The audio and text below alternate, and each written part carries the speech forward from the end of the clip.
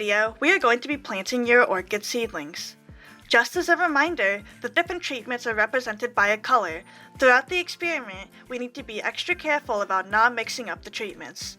If you work with one treatment, then touch another treatment with the same gloves, it could affect the results of the experiment.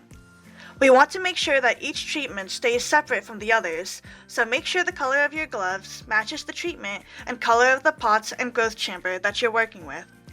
It may help if each treatment is being set up in different parts of the classroom. In this experiment, we have two different soil types. Soil 1 is a sphagnum mixture. Soil 2 is a peat mixture. Step 1 is to add a small handful of soil to the bottom of your pot. When using the sphagnum mixture or soil 1, squeeze out a little bit of the excess water like a sponge. You want the moss to be damp but not soaking wet. Step 2 is to add a cotton ball to each pot on top of a small handful of sphagnum.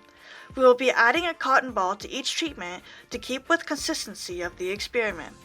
The fungus group has cotton balls that have fungus growing on them.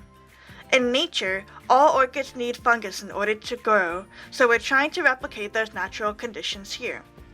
However, to keep our experiment consistent, we will also add cotton balls to control that do not have fungus.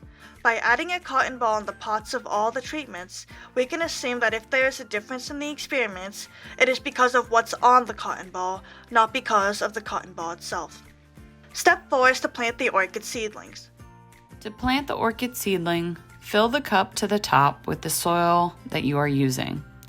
Next, create a small hole with your index finger in the middle of the soil. Place your orchid seedling's roots into the hole.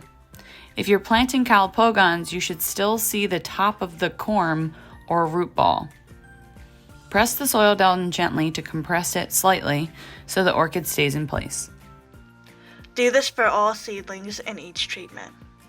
At the end of this video, all your orchid seedlings should be in their pots and ready for the next set of measurements.